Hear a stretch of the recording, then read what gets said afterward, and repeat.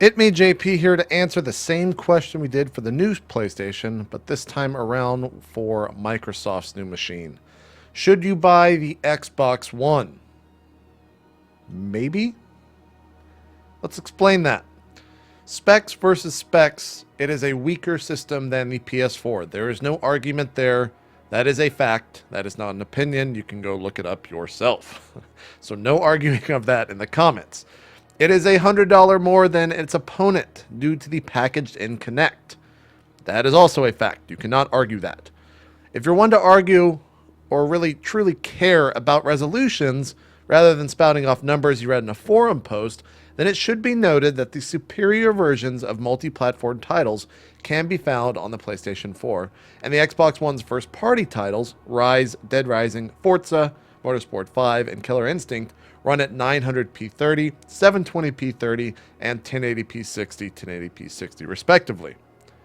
And finally, the Xbox One is trying to be an all-in-one media center, while the PlayStation 4, it just wants to play video games. You know, it dabbles a little bit, but its main focus is the video games, right? Right. Now, if you're still interested in the Xbox One, let's circle back to the second point, the packaged-in Connect. When it works, it is something that you can only get on the Xbox One. It is amazing when it works. When it doesn't work, you sound like an idiot shouting at the TV, and your tone will actually, you'll probably notice this throughout this quick look because it does not work 100% of the time, unfortunately. You'll notice my tone go from a delightful system name, listen to me. Then the second one will be a little bit agitated. And then by the third one, it's as if I'm talking very condescendingly to a younger child or something. The rage surmounts very quickly with the Kinect. But when it works, like I said, it's simply amazing. Now let's take a look at the OS itself. Personally, I hate pretty much any device that uses Metro. That's what this little design is, this design function. And the Xbox One just seems to be a giant menu under a menu fiasco, and these menus persist through all of its titles, from the dashboard here to the actual games. They all kind of resemble this stuff. It's great to have a unified design, but I'm just not a fan of this one in particular. You can skip all this with the Kinect, though, and while it's great that you can, that should not be a bullet point in the conversation. Get the menu design right so I don't want to skip it. For example, let's just take a look at the different things here. This right here is what they call the home menu. If you press the guide button at any time, you're transported back here. And you can also say Xbox Go Home, and it will also take you here as well. Over here is the pinned, or the pins, which is completely customizable. You can edit what goes over here simply by pressing the tri-horizontal bar, like that. You can unpin, you can move to front, you can launch it, etc., etc. But if you pin something, it goes over here. To the right, you can find the featured, which is some nonsense. Whoa, okay, I'm up top. You can find some nonsense right here. This is all really stuff that you should probably look at when you first install, or sorry, when you first pick up the console, because it does teach you some interesting things. We're going to jump into it real quick so you can hear the amazing lingo.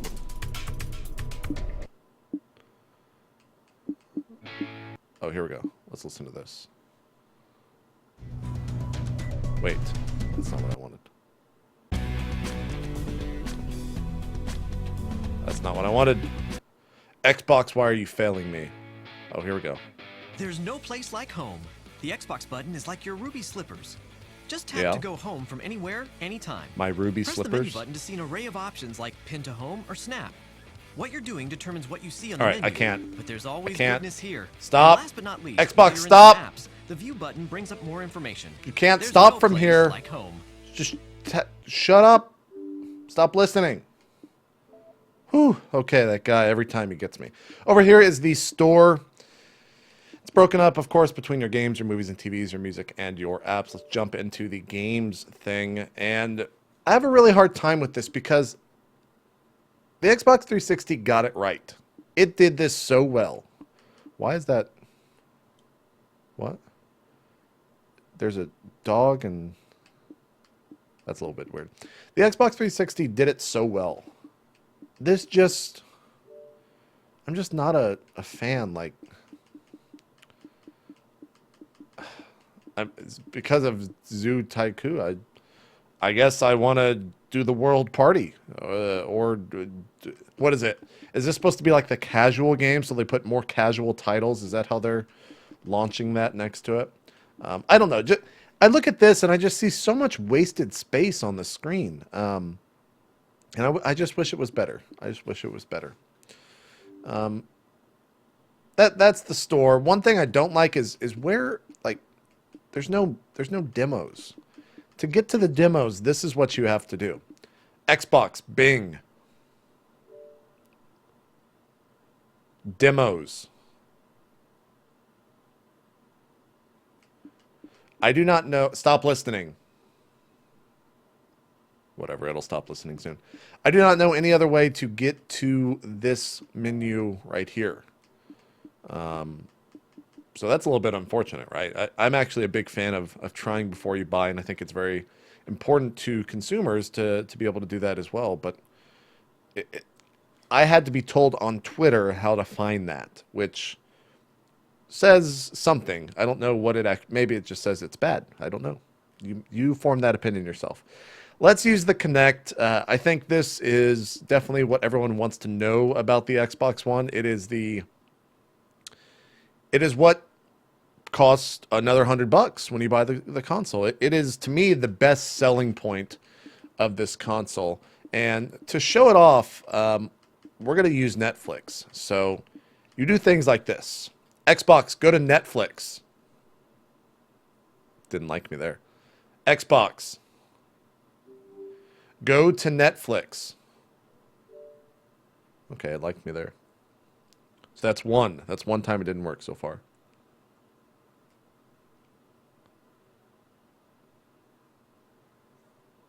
So here's Netflix. It's a very standard Metro interface. There's not too much on the screen that you don't have to scroll to. It's kind of annoying. But I like being able to do this. Xbox Select. Now what this menu does, when you say that, it puts a number to everything on the screen. So you could say things like Xbox Select 5. That's 2. Xbox Select 5. Select 5.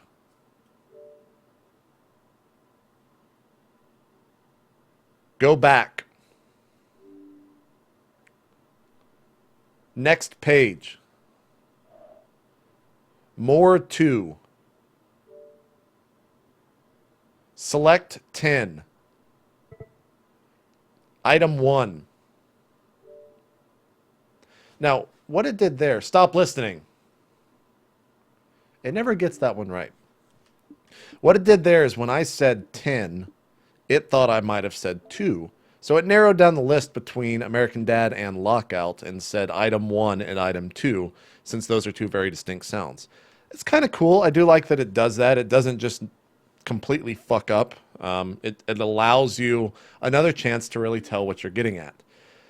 I think that the Kinect, for what I just demoed, is pretty freaking cool. The fact that I don't have to do that has actually made me lazier, that I will prefer to watch Netflix on the Xbox One compared to a PC or the TV, because I can simply do everything with my voice and I never have to touch anything. It is a little bit laborious in the sense that it takes a couple tries sometime, but it's not bad. It's not bad. Let's mess around with the music aspect. And I'm going to have to kill the audio here so we don't get DMCA'd on YouTube. But let's mess around with the audio as well as snapping. Now, snapping is this new thing that they have brought in here to the Xbox One. So say we're playing a game. I can do things like this. Xbox Snap Music.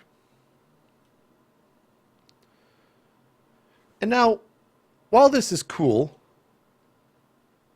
it does complicate some things. So for one, you can tell that it shrinks the screen. On the left, you see that what I was viewing has gone into this letterbox. I'm not the biggest fan of that. Oh, okay. Something went wrong. Apparently Netflix must close. All right, cool. Never had that happen before. Let's go back into Netflix. It'll still be snapped. It might have been an audio issue. I guess playing Netflix and music at the same time is messing with it. I'm not sure. Never done that before. Live demo here, folks. Now, like I was saying, it shrinks the screen, makes it this letterbox thing. So you are now wasting about 2/6, 1/3 of the screen, really? I mean, look how much wasted space there is on top. Oh, God, it's picking up my hand because I'm moving. Nope, don't select that. It's picking up my hand because I'm moving back and forth with it as I direct here. But a lot of wasted space on the left. And on the right, this is all this music does. Very slow fade-ins of stuff by the artist. And this cannot be done in the background. It has to stay there no matter what. You can do things like watch Netflix in the snap, which doesn't make much sense because then it's just centered in the very center of this small 1/5 column on the right. So then it's even smaller. And I understand what they were going for. To me, it makes perfect sense to use this with something like Skype, where if someone calls me, they get Skyped in and it stays there on the right-hand side. If it's a full screen image, that's great. I haven't tested it yet. I don't want to type in my Skype details, and I have no use for it. But that is one application where I can see it being useful. Watching a stream or having something else would be great if I could actually watch it in full screen or better viewing experience than what it is right now, while also messing with the image on the left-hand side. I'm just not a big fan of the snap. Also, when listening to music, you can only listen to the music when it is snapped in, which to me is 100% absolutely, it's just the dumbest thing. I want to be able to listen to music in the background and play my games at full screen, yet I cannot do that. Hopefully that is patched in at a later date. One of the other things too, when you snap something in, there are two sets of focus. There is what you have on the left side of the screen, and there is, of course, what you snapped in. When you snap something in, like music, for example, it stays snapped on that side. I can hit the guide button twice and it'll automatically snap back in, but if I'm playing a video game and I snap it in, then it loses focus completely and focuses on this, which all I can do is this. I don't give a shit about that. I want to play my game, which is just very highly annoying. You can also do things like, say, Xbox switch. You can say that and it'll actually switch itself. So to unsnap, you can simply say Xbox unsnap. Xbox unsnap. And then it'll unsnap. Go home. Go home. We're at like 6. Go home. Xbox go home. I wonder if it was because it was under the select. I'm not too sure. One last thing before we jump into an actual game. A lot of people were concerned about the Kinect and what it can actually see. Well, in the actual settings of the Kinect, it shows you what it sees. And we're going to see me in about 2 seconds. So there's me. It'll follow me through the room. Oh, my green screen's down. You can also see what else does Kinect see. There's a spooky night vision thing, which it doesn't necessarily need light, which was definitely one of the issues with the previous Kinect. That was weird. There was something flying around on the screen. There's a ghost or something. I'm not sure. Also has this, which I believe is some sort of thermal sensor. I'm not too sure. And then it has the wide angle lens. I believe that Skype will use the Kinect when talking with people in terms of the video. One of the other things that it does do is it will use the microphone that Kinect has for chat. And a lot of people are unaware of this online because if I'm playing, for instance, Killer Instinct, I hear a lot of people talking or I hear a loud ambient room picking up a ton of noise, and they just simply don't know that it is recording them. So And there's never really a prompt for that anywhere. You really have to dig for it. So that's a little bit interesting. So let's jump out of that. And now I guess we can jump into some games. Well, before actually, one of the biggest additions, I'm not going to be able to demo this, but one of the biggest additions to the Xbox One that no other console has is the addition of the HDMI pass-through. This allows for people to plug in their TV set box and use the Xbox One guide to connect. Oh God, see, it picked that up immediately. This is how you set that up. This is, of course, what will pull in whatever cable provider you have and throw it into your guide, so it's all the same. It's much better than any stock guide. Unfortunately, I don't have cable, so I can't show this off to you, but there are plenty of videos that actually do. It's all voice automated, and it seems to be very, very good. I would definitely look at some other videos before kind of just blindly purchasing this, obviously, rather than just take my word for it. But for the most part, it seems to be all right. Now, that's enough about this menu design and the Kinect. Let's jump into some games. We're going to start with Killer Instinct, and we can do it by doing this. Xbox, go to Killer Instinct. Xbox, go to Killer Instinct. There we go. Had me worried. It's already loaded back into a game that I was playing. We're just going to go to select. Actually, we should go to the main menu first. While we're getting through this, I do want to talk about the controller. The controller is interesting. I'll just start out and blatantly say that the DualShock 4 is a better controller, but this controller does have its perks. The D-pad, for example, is a lot better than the 360. The thumbsticks are not bad by any means. The DS4 are better. And I really think that has to do with the ridges on the DS4 controller. My hand never slipped from that. The Xbox One has these little grooves on the edge of it. No, god damn it. It has these little grooves on the edge of the thumbsticks that feel really weird, and it seems to also collect a lot of muck and just weird stuff, so that's kind of annoying. The triggers in the back have rumble in them that are only for the triggers, so in a game like Forza, it actually rumbles when you are taking a corner and whatnot, which will, when we get to that game later, I'll show that off. And then, of course, the bumpers, left and right bumpers, which are probably my biggest complaint about the controllers. It doesn't feel like a button when I press it in. It feels very, very lackluster, and I just simply do not like using them for key functionalities in the game. Let's talk about Killer Instinct, because that is probably the best game on the Xbox One right now, and it is free to play if you only care about playing one character, and that is, of course, Jago. You can buy other characters. Let's jump into the store. You can buy the characters. They are, I believe, $5.99. They're grayed out here because I purchased the Combo Breaker add-on, which was $20. You get 6 characters at launch and then 2 later on, which I think are going to be not Skeletor, Spinal, who is a skeleton, and Fulgore, who was just recently revealed, as well as the rest of the cast: Saberwolf, Jago, Orchid, I forgot her name, the Web Woman, Chief, and Glacius. One of the things this game does right is shows you how to play fighting games. I'll show that off real quick. I'm not going to go through too many of these, but it does a very good job, more than any other fighting game that I have played, of actually telling you how to play fighting games. Let's see here. Let's learn performing basic combos. We can also show how this game works. One thing I don't like is that this is only available to Jago. So that's kind of an annoyance, but do things like that. Okay, I'm totally just like jumping into a combo. What is it asking me to do here? Okay. Let's do that. What?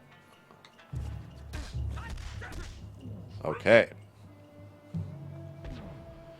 If not, it can perform a linker, a special attack that links your combo. Jago has 2 specials: linkers, the wind kick, and laser sword. You can also use the shadow version of the special, the shadow linkers. Blah blah blah blah blah. Okay, now. Okay, that was bad. So it does things like this, and oops, that's the wrong button. And it goes very in-depth. I'll show you the last one here, because it's kind of insane how detailed this really gets. I cannot do this. I'm just simply showing you what it does. But it's kind of crazy. Because it shows you how great the combo system in this game. Now, I can't do any of that. I am playing on a gamepad. I do not have the arcade stick, simply because they are very rare. They're about $200, and you cannot use any old arcade sticks. You have to use the Xbox One Mad Catz TE2, I think is what it's called. So that's kind of lame, but I can do this. I did the first one. Let's go back to the main menu. Before we jump, I'll actually play I'll play against the CPU. I do want to show the customization out, which you can customize characters, kind of like a free-to-play game like League of Legends or something, where you can make your characters look special. And you buy all of that stuff through the KI store. It's got to refresh. So I have 5,600 KP, I think Killer Instinct points or something like that. So you can buy all this stuff, which is kind of cool. I kind of do enjoy that. Gives you a reason to play more than just fighting, if you need a reason more than just fighting. I've actually heard this is cool, so let's buy that. Now, where do I change that? Is it under audio? Ready. I think that's the old one. What else is there before we jump into an actual game? It is free to play. They have said that each character, the free character each week, is going to be changing, so that is cool. Let's leave it on easy. I'll play as Saberwolf so you guys can see an Ultra, because he's the only character that I can pull an Ultra off. And what is this person? Sadira. We'll throw her in there. It takes some time for the characters to load. As you can see here, it's still loading Sadira on the right-hand side. And I think that's really a problem that plagues the Xbox One across its entire system. Sometimes the loads just take forever. In fact, there's a couple posts on NeoGAF explaining games that if you download them, they take mere minutes, less than a minute on the PS4. For the Xbox One, it takes around 10 minutes. It's a little bit annoying. Let's skip this.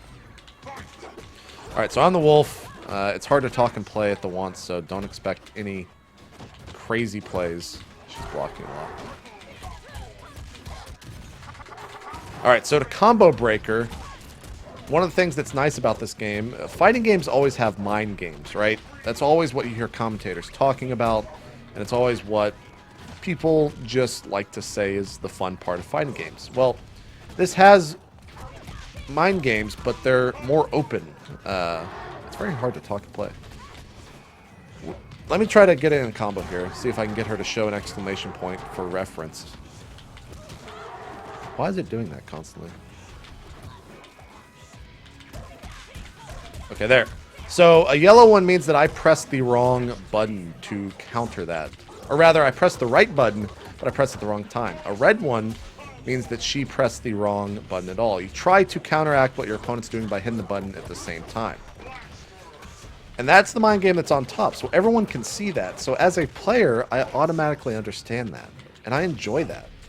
Alright, let's do this. Shadow moves are increased damage. Oh shit. Oh, I just grabbed her. Owned. They are like super versions of your moves. They are used by pressing two buttons for that kick or that punch. And you can see in the bottom left-hand corner for my blue bar is what regulates how many times you can do that. The yellow bar below my name, if it fills up, you can go into instinct mode, which I can't show off right now because I'm saving it. Okay, let's do this. Oh, I got 100 KP for a fighting move. Cool. Okay, let's... Oh! Oh! Come on, just let me... Okay, she's gonna kill me. Here I am, just trying to get her into the red so I can do a super move and be done with the game. He's showing it off.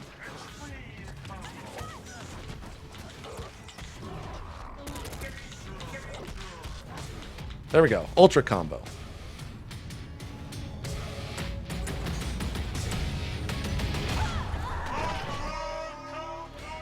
Now you can continue that combo if you're good enough. In fact, I've seen a couple people get up to the 120s. I think that was with Jago. There's a YouTube video out there. The combos are very unique for each person. You can make the combos what you want it to, and it makes for pretty exciting gameplay. Overall, I think this is probably the best game that the Xbox One has to offer right now. And the fact that it's free, and the fact that it's also a launch game, intrigues me immensely. Especially for being a developer, Double Helix, which does not have the greatest track record. And when it was announced, everyone was a little bit confused as to how good it was going to be. Show off some particle effects here while I talk about it. I'm very excited to see what this actually does.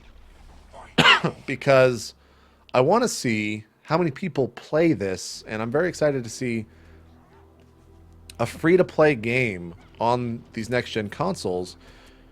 Because this should do amazing things for the fighting game scene. It should allow so many more people to get involved. And with that amazing trial or tutorial that it has for free, that is not when you purchase the game. You can get that for free.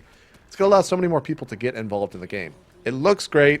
You can't see this on YouTube, but it's running at 1080p 60. So it looks much better than it does right now on YouTube, even though it is in 1080p 30. And in all around, I think it's just a great game. We got 3 other first-party games that we're going to jump into. And I think the first one that we're going to jump into is Rise. So let's go into that. Xbox, go to Rise. Okay, it's Xbox, go to Rise, Son of Rome. I like being able to do that. It's cool. Now, Rise, Son of Rome was, of course, the game that was shown off during E3, and when it first came on the screen, both myself and everyone else was very confused as to what was going on, because, let's be honest, it looked like a giant quick-time event game. It is, and it isn't. Crytek what they have done here is made a beautiful game. Shocker, right? Crytek, of course, known for Crysis. That's what they do. And with Rise, I really compare... Okay. On PS4, you have Knack. Knack is a game where the first 10 seconds of the game, you know everything about the game in terms of the combat. Rise is the first 10 seconds of the game, you know everything there is about the combat. But it looks really, really, really good. That's not to say Knack looks bad, but Rise looks better. Before we jump into the actual game, there is the single player, and it is kind of a short experience. It's about 5.5 hours. I played on the easiest setting, so take that for what you will. There's multiplayer, which is the Gladiator Arena. I have not touched this, so I do not have too much to weigh in on it about. However, I have heard that it is fun and interesting, so I do intend to do that. And then this is your upgrade menu. You can buy gold. I know, it's kind of gross. Here's the gold. Let's go load the store up. I don't. In a game like Rise, there's no point because I have 450,000 little, whatever that is. What are they called? Valor. And there's just no point to ever buy it in my playthrough of the game. I unlocked everything that I wanted to unlock. You can see right there. I unlocked all that. And if we go to the executions, I unlocked all that. That doesn't mean anything to you unless you see the game, so let's go into the game. The load times are a little bit sluggish on the first load, and I think that is just true across the entire Xbox One, which is definitely unfortunate. But once I get into the actual game, you'll see that it looks great. One thing that it also does is it does load times behind cutscenes. However, while that is good, it still takes for freaking ever till you can skip the cutscene, sometimes as much as 30 seconds in. I'm not sure if this will show us a cutscene. I'm not sure where this save was. But as you can see, it's still loading. Let's just see how long this takes.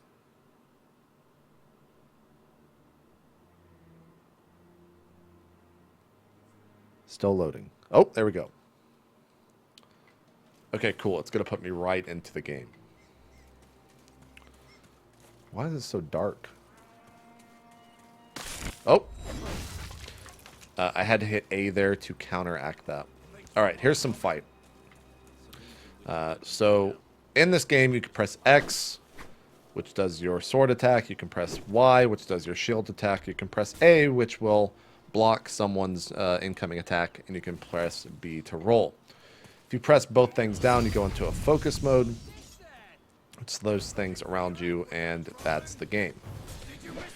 There's different enemy types in the game, so since this guy has a shield, I have to break his guard, and then I'm able to attack him. If they are red like that, you have to time your block. It is a power move. It's kind of annoying. When you have that red skull over their body, you go into the execution, which is a quick time event with some style. If you press, when they're blue, you press X. When they're Y, you press yellow. I didn't say box. I said X. Stop listening. It does that every now and then. You can do things like the double takedown. So give me 1 second. I'll show you what that is. Why is that guy just screaming? Oh, I didn't block. What is he screaming for? Why is this guy not dying? Alright, here we go. Double execution. Wait, single execution? I guess I didn't like the fact that this guy didn't stay in execution state. We'll get into a double execution off here in a sec, I promise. One thing that you can do with the executions is you can choose what you want. So you can get HP regen, you can get XP, you can get focus, or you can get more damage on a small timer. That's done using the D-pad, left, right, and up controls. Let's get into this other fight. I'll try to do a double takedown here.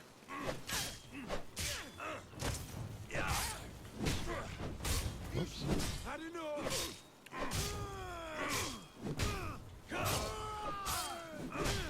So I'm sure a lot of people are wondering, is this game actually fun? I enjoyed the hell of it. It got pretty terrible reviews. Let's be honest. I think it got around 50%.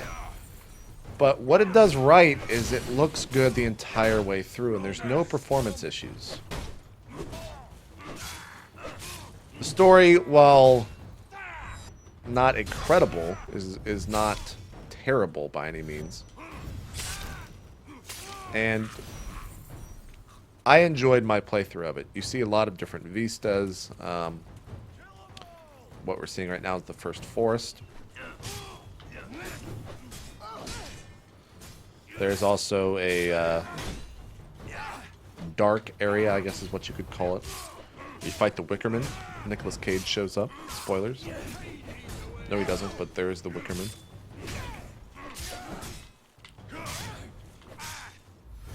Alright, let's get a double takedown here. And when it does stuff like that, you feel like a badass. And I love games that allow me to fantasize those power trips that just occurred. Like, that is awesome. That is my favorite execution in the game, I do believe. I think we're coming up on a water part. Maybe? Where is it at? The water in this game looks gorgeous. Oh shit, I just died. That's the first time I've ever died in this game. Well, at least now you know what happens when you die, right? I mean, that's... I totally did that for the fact that I'm recording. And I did not just die because I am bad at the game. Right? Wink, wink. Alright, is this going to show me some water? Maybe not. I think if I get behind these guys, I can just execute them. Alright, let's show off what this does. Focus mode, you hit both bumpers, and you just go into a tear. Start owning everything. You also can't just hammer on the X button the entire time. If you do that, they start to pick up on your moves and they'll start blocking. So you have to do combos mixed with X and Y together, which is pretty cool. A lot of arm slicing today. There are some decapitations in the game. Look at this. I mean, just look how good this looks. Oh, I blocked that. Nice. We'll get through this fight, and you've pretty much seen, unfortunately, everything that Rise has to offer without giving away too much of the gameplay. Or the story. Let's see if I can block this guy's perfect attack. Nice. I got it.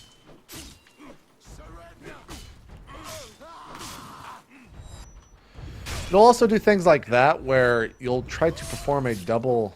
Oh, I thought it was going to let me do that. You'll try to perform a double execution and it'll move the characters together.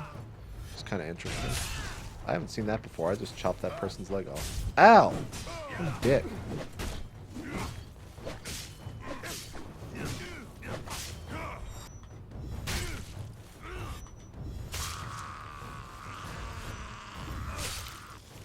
I don't think this is the best level to show off how impressive this is, but skipping around in the game will kind of give too much away. So it's got 8 chapters. Like I said, it's about 5.5 hours. And overall, I did enjoy my time with this. I did enjoy Rise, Son of Rome. Try to play it for yourself. There's no demo for this game, which I feel like if it had a demo, people would actually enjoy it. However, there's only 3 demos on this entire console, which I showed earlier. So let's jump into another game. It is, of course, another first-party game, and that is Forza. Xbox, go to Forza Motorsport 5.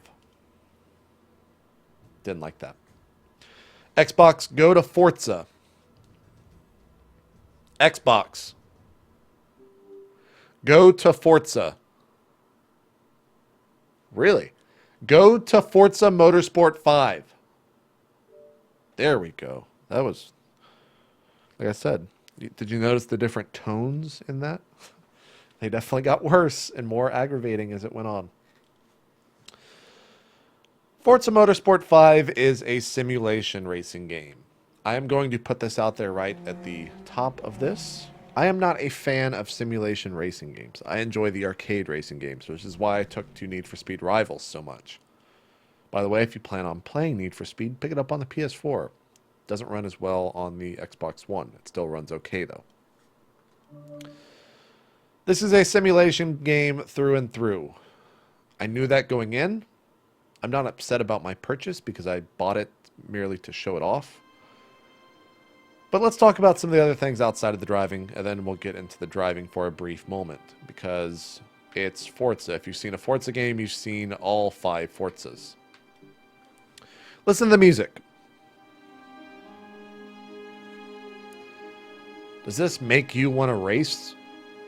Do you feel like you want to race? I sure don't. I think the music in this game is terrible. When we get into the race, you'll hear that it has the same ambient symphony with some weird drums. I want some house, some EDM, some... Hell, give me dubstep over this current music. It is not fun to race to. But does it look pretty? Yes, it does. That's my car. It's a 370Z. I do want to select League because it's one of the cool things here. And I'll also give my voice a break. Let's listen to Jeremy Clarkson or whoever it gives us. Let's look at these. There are sports cars Ooh, and it's there are Clarkson. sports cars. Some of us will be lucky enough to drive a sports car, but only a very few ever get to drive a sports car. A one-off creation designed exclusively to race and to win. The modern sports car is a closed-wheel take on a single-seater, built around the same structures with the same obsessive attention to aerodynamic detail, to braking performance, to squeezing every last fraction of a second from the regulations. The driver is strapped to a cockpit that would notionally fit someone else, but never does. Sometimes the cockpit is open, sometimes it's not. The view outside from inside a helmet, don't forget, is limited. Invariably, the job in hand is to race the car at speeds approaching 190 miles an hour, inches from another car, and often for hours at a time. If you thought sports cars were about top-down cruising in the sunshine, it's time you introduced yourself to some sports cars. Sports cars. I'm Jeremy Clarkson. They play a role throughout the entire game for the narration. I believe they all show up. All right, so it's cool that like you can choose where you want to start, right? Not exactly. I have 2,000 tokens. This car, in particular, the Audi Team Jost R18 e-tron Quattro, cost 1.25 million credits. Why do they even allow me to see this when I'm nowhere near being able to purchase it? Guys, it's for one reason, and I'll show you. What is this? Oh, we have different designs. Let's take the all-black one. Let's go the free look. There we go. So in this game, there is microtransactions, which seems like it is all over the place in all of the first-party titles, which is a little bit unfortunate, but you can effectively buy cars with real money, and it's a little gross. You don't have to, by any means, but you definitely can. So let's jump into a race. We'll show that off. You guys can see everything that the game has to offer. Laps, let's go 1. Do they have NASCAR? Wait, why do I can only do circuit race? I guess I can only do circuit race. Alright, that's fine. You saw the word drivatar there. It was a word that appeared in E3. Too much silliness. Here is the tokens, by the way, which you can buy. It's just absolutely ridiculous. Drivatars are a way to incorporate your friends into your game without them actually being online. For example, it takes 3 or 4 races. Then it builds this AI after how you race. So if you're a very aggressive driver, it'll be a very aggressive AI. And as it races with your friends, you earn credits, and it is kind of a cool way to have multiplayer without being a multiplayer race. There is multiplayer racing here. You can play online, but I do kind of find that cool. So this game runs at 1080p 60, looks gorgeous. And once we get into the game, you can see that. But what in the fuck? This was pointed out to me. Look at the crowd. Look at the crowd over there on the right. There was one active person. Okay, those are actually 3D rendered models. The people in the back are not. Let's get another shot. No, it's just the fucking car porn in this game. That's all this game is just giant car porn.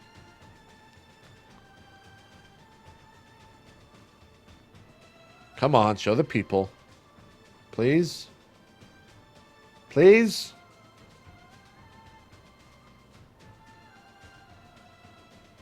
I don't. Okay. Look, the people look like shit. Is what I'm getting at. They look absolutely terrible, and it's kind of funny that they decided not to render them, which really makes me wonder if that is the reason why the actual game looks so good, or if they could not actually render all of it. So, oh, you can see it right there on the right. Look at those. Look at those people. Like, what? What is that? Look at those people. I don't even care about the race. Let's just look. Granted, I am just sitting here pointing out the flaws, but that is a lot of cardboard cutouts. Hey! Don't be an asshole. Alright, so you have your racing line, much like any simulation racer. There's Francesca with a 35. And that's Forza. I talked about the rumble in the sticks, and it actually plays a pretty cool role in this game, because it rumbles as you accelerate and as you brake. And adds a interesting... Oh boy. An interesting feel to the controller. One that is definitely exclusive to this controller. You cannot get it in any other controller. Is it... I mean, I don't know what they sacrificed to get it, but It's not, oh my god, go try this right now is the next step in console controllers, but it is still pretty nice. Game looks gorgeous, as you can tell. One thing that is a little unfortunate is that I am bad at this game, as you have most already noticed, because I'm in 11th place. So we'll do this single lap, and you've pretty much seen all of Forza. I might go into some more detail with all of these games later on. However, for this, I was simply kind of looking at an overarching JPOV of the Xbox One. Oh, Rubbin's racing. Here we go. Oh, come on. Whoops. I wish I had A to boost. Here we go. I do have questions about the Drivatar. If I play like a complete asshole and turn around for 3 races and run at my opponents, does that mean that my Drivatar is terrorizing other people's games? I've still wondered this. I have not found an answer to it. Perhaps I will try it one day. I'm actually kind of picking up some speed here. Unfortunately, the level's about to end.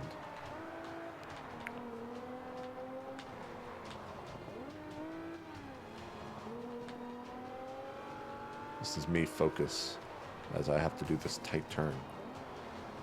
And I'm focusing because I'm going to use the other cars to turn for me.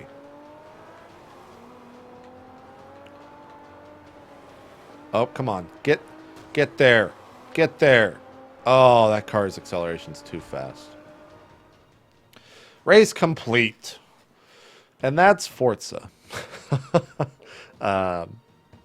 There's obviously much more. There's a full-on paint editor in the game. And there's a lot of racing. It's all very simulation based. I don't have any quirks about this game except for this music. This is the racing music. Does this not make you want to race? I sure want to race when listening to this music. Sure, why not? And guys, that's Forza. We've got one more game to show off, and that is Dead Rising 3. However, I need to insert the disc. So, Xbox, go home. Hey, it got it right the first time. Let me take this disc out. We'll put in Dead Rising 3 and show that off. It won't take too long. Dead Rising 3 was a game that, of course, much like a lot of the Xbox stuff at E3, was shown. A lot of people were worried that it looked too serious. Well, if you haven't heard already, Dead Rising 3 is a dumb game. The stupid is still there. And this will be obviously very evident when we boot into the game and I start shooting people with my dildo blaster or massage something or other. It's also a big game in terms of resolution gate, where once people learn that it runs at 720p 30, they were very quick to shit on it before ever having played the game and jump on this whole crazy, nonsensical, just tirade of stupidity. To really be blunt about it. Personally, at 720p 30, I think this game looks and runs fantastic. And I can definitely tell why this game is running at 720p, as it'll be very plain to see. There are a fucking ton of zombies rendered on the screen at any given time. And did they sacrifice some visual quality to obtain the amount of fully rendered 3D models on the screen? Sure. The game doesn't look that damn good, but it still looks pretty freaking good. Now, if you have no idea what Dead Rising 3 is, it is a zombie-based survival horror game that is not hardcore by any sense. I said this was a dumb game, and I meant it in the most positive sense of the word. I enjoy dumb things. A dumb thing For example, is the sloth meme, or you know what I'm saying. I don't know what I'm saying, but you know what I'm saying. And that's what Dead Rising 3 is. It's dumb. For example, here's me in a karate gi with a helmet, some aviators, a flaming Sith with a skull attached to it. And let's go outside and really show how stupid this game is and how good it looks as well.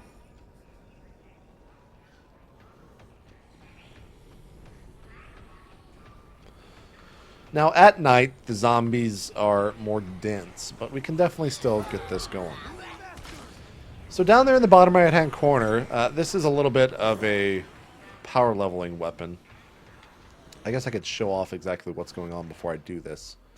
So in this game, you find weapon blueprints, and this is how you play the game. You combine a drink cart and a ham, and you get a buffet cart. Or a robot bear and a light machine gun, and you get the freedom bear. Or in this case, a Sith and a katana sword. Oops. A Sith and a katana sword to get the Grim Reaper, which then you can combine with a Reaper mask to get the Death Mask and Reaper, which then you can combine with a gasoline canister and get the ultimate Grim Reaper. Now I'm going to do two things here. One, show off the fact that this game does not drop FPS when killing a shit ton of zombies. And two, show you how to power level in this game. Down the right-hand corner, you can see that I have 64, 5, etc., etc. This goes each time you use the light attack. Goes up, rather. See the combo meter there on the left. Now, what this is doing is pretty cool because it's giving me HP. When I press the Y button, it shoots little grenades out that kill a lot of zombies. And if you see up there where it's next to the 37, my XP meter, if I can keep this going, will get higher and higher, and it's a very effective way of power leveling. But look at how much shit is going on at the screen right now. Look at how many zombies there are, right? I think this game is fantastic. It's a fun, dumb game that I can log into and kill a bunch of zombies and have a lot of fun.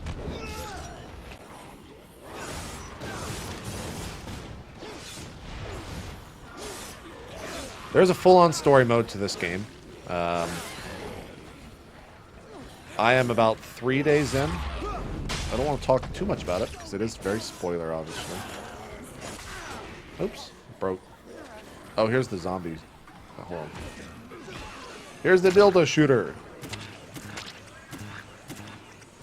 Go forth, dildos. Cap me some zombies. Let me get my other... Now, while this is not the best way to show off the game, it is a pretty fun way to do so.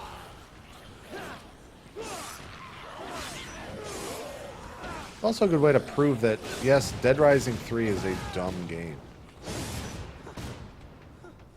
Oh, shit. Okay, good. Wait, I killed that guy. No, I lost the combo. Well, let's wade into these zombies. Then I'll go get in the car, show that off. It's much like the weapons in this game, the means of transportation can be crafted as well to some funny things as well. I don't know if there's one in here exactly. I don't see any means of transportation.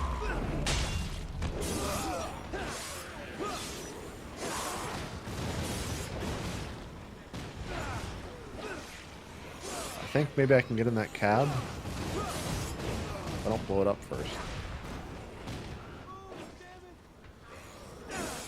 Now, I don't want to steal credit for this leveling system. This was developed by one Vincent Caravella from GiantBomb.com. It is called the Caravella method.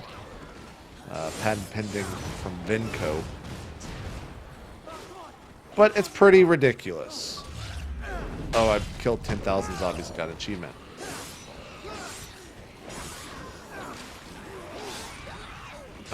Okay, let's take a look at that. Actually, I'll level up real quick. Let me kill my zombies, people.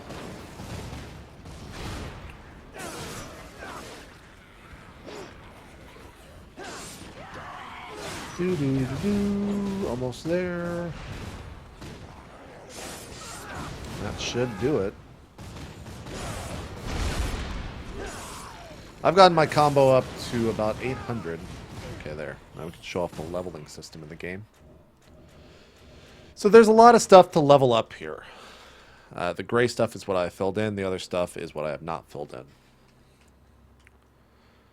Let's go and level that up. Each little block you get certain amounts or certain things. This one gives you more time on your kill streak timer, as well as higher PP gain. PP gain is the XP in the game. Might as well be XP, to be honest.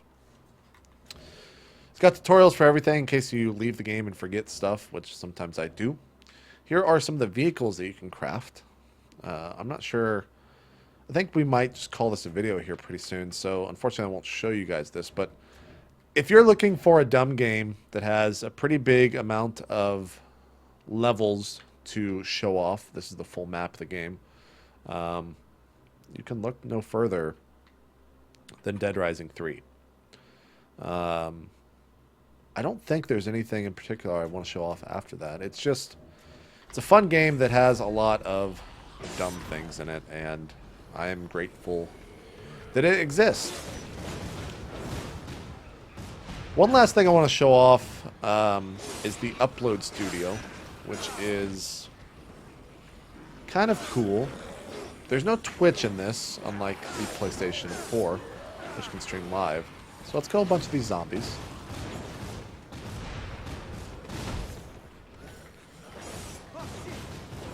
There we go.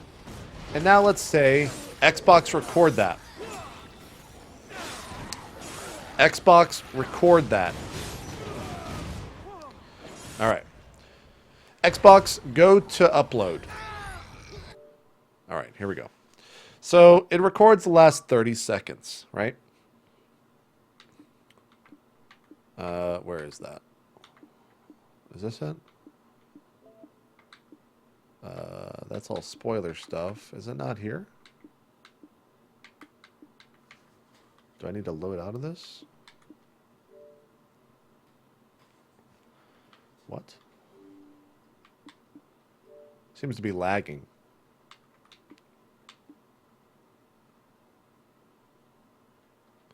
Where are my clips? Well, that's unfortunate. This is the Upload Studio, which allows you to do stupid things like picture-in-picture. I want to see if it brings up my clips now. It's very easy to navigate. There we go. So here's that clip that I just recorded.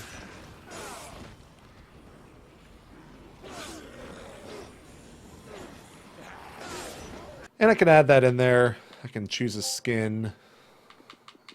Silly things like that. Night vision if I really wanted to. And I'll show you a finished piece. This all renders and uploads locally. I'll show you a stupid clip that I did in Forza on launch day real quick. It's a little bit loud.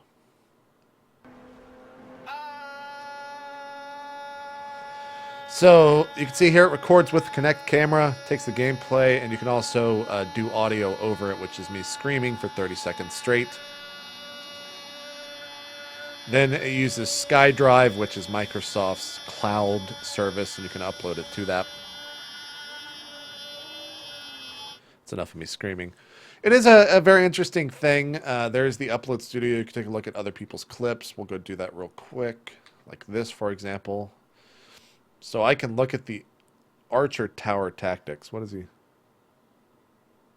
What? Talk to me.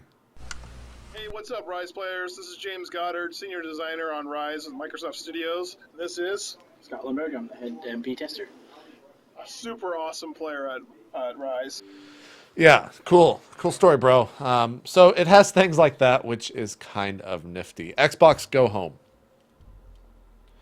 Xbox Go Home. One thing I don't like about this is the... Wait, it logged me out of my profile, it seems. That's kind of interesting. Now I'm back in my profile. I don't know what's actually going on. Anyways, what I don't like is this. And this is the friend system. It has this nonsense where it tells you what everyone's doing. You can go and look at their achievements, watch their videos, etc., etc. Has a new follow template where if you don't want to send a friend request to someone but you want to keep track of what they're doing, you can follow them. So if you feel like stalking someone, then you can do that. See your achievements and compare them to other people on your friends list. But one thing, oh, was that a specific time achievement? Oh, I didn't know there were timed achievements. That's kind of interesting. But one thing it does terrible is the party system. So, Xbox Party. Xbox Party. Wait, not Party. Xbox Snap Party. There we go. This is terrible. It's a Dead Rising 3 party. The only way that I can remain in this party is by having it snapped. I can invite people into the party, but it's dumb. It's just, it is a terrible interface. I'm just not a fan. I'm not a fan at all. Xbox Go Home. I would demo Xbox Fitness for you guys. I think it is actually one of the coolest things that came with the Xbox One. With Gold membership, you get access to all of the workout videos. However, I think there might be an issue with content claiming on YouTube for that, and I don't really want to waste this hour-long video. So I will test it, and if it does work, I'll make a separate video to show off Xbox Fitness. But when it comes down to it, I think the Xbox One is promising. I'm excited to see what they do in the future with this console. I think one thing that a lot of people forget is that video games are it's always about the games themselves. When it really comes down to what you're buying into when you buy these consoles are the first-party titles, and comparing the PS4 and the Xbox One launch titles, for me, the Xbox wins. Will it have better games 6 months, 12 months from now? I have no idea, and no one really does. We'll really have to see down the line what's going to have the better lineup of games. If you're looking for more than just video games, then I think the Xbox is the system that you want because it does have the addition of TV in there with your pass-through. If you don't have cable, the PS4 can do Netflix as well, but it's not going to have the Kinect. I think that the Kinect, while also another $100 on addition to the actual console, no matter what, there's no separate SKU or anything, it is worth the $100. Even with all the problems, I think it is an amazing piece of technology, and I am excited to see what developers do with it now because it's bundled in the system and everyone has access to it. The reason you didn't see that much Kinect for the 360 was because not everyone had it, and developers aren't going to program stuff for 5% of their audience. Now that everyone has it, they're going to have Kinect controls in there, and that has me excited. Should you jump in right now? If you can find one and don't mind dropping $500 on it, then sure, it's not a bad purchase. It really comes down to if you want to spend the money. If you have a PC and you're wondering if you're missing out on anything, not at all. Give it time though, and you'll start to miss out on those first-party exclusives. And I'll be there to cover those. So thank you all for watching. This has been the JPOV on the Xbox One. Hopefully you enjoyed it. Let me know in the comments if you're excited, if you enjoy the Xbox One, what you don't enjoy about it, and whatnot. We'll see you on another JPOV. I'm out. Have a good night. Bye-bye.